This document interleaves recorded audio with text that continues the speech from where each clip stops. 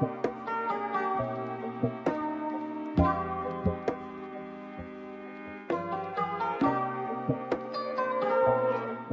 right, so who's ready to make a Jamaican jerk seasoning?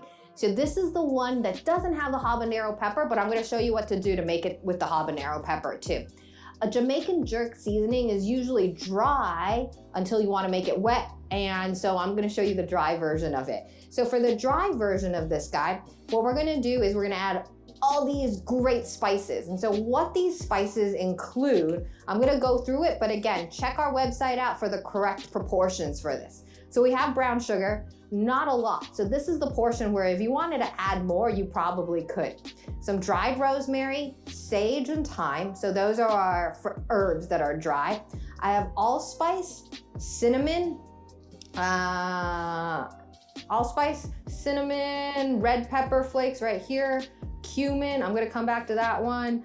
And I believe this is smoked paprika, onion powder, garlic powder, ginger, salt, and then cumin. Oh, I already went through the cumin. So that's all the spices that are gonna go in there. Sorry, that's nutmeg. I forgot that one, that was nutmeg. This is cloves, this is allspice. Again, just go on the website and you'll see what they all are. I could label them all for you, but play around with these though. The proportions will vary depending on what you like. Some people like a lot of cloves, some people like no cloves. Some people want more allspice. The Jamaican spice blend that I usually make does have a little bit more allspice though. So the base of it is allspice and then all the other stuff. So smoked paprika and the allspice being the main ones.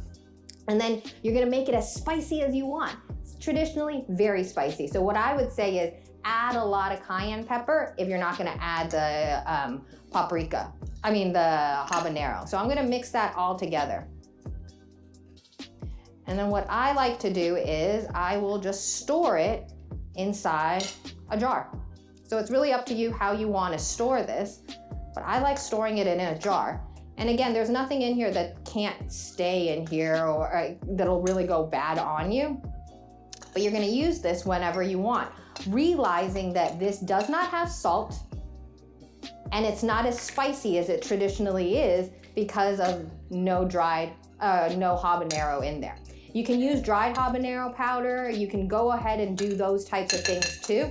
It's just hard to find, so I didn't want to show you something that you wouldn't be able to find too. So that all gets mixed up in there. And then I'm gonna store this in a cool, dark place. When I'm ready to use it, I can just sprinkle it on top of my chicken, my fish. I can even marinade with it.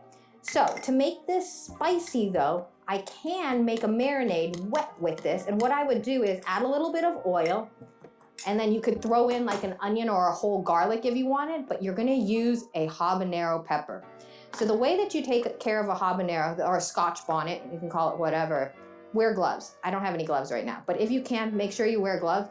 Or realize that there has to be a sink with soap next to you, okay? This is not fun, because what I don't want you to do is touch this and then touch your eyes, or even your mouth, really.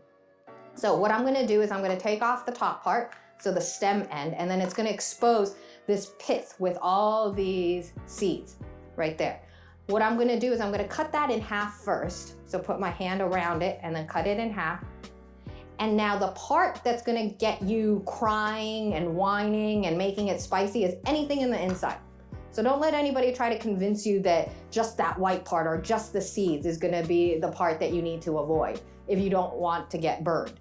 It's everything in the inside. There's oils, if you look at it, that are shiny. All those oils are what makes a pepper spicy. So I'm gonna go in, I'm gonna take out the seeds, okay, and the white pith.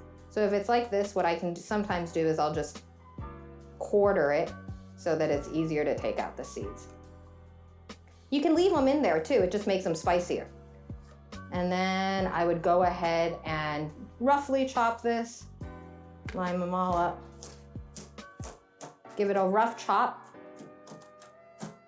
and then I would add this into a food processor or just a bag with some chopped up onions with your meat and your marinade, and you're ready to go. So that is it. That's how you make a Jamaican jerk spice. That's how I make it. Hope you enjoy. Bye.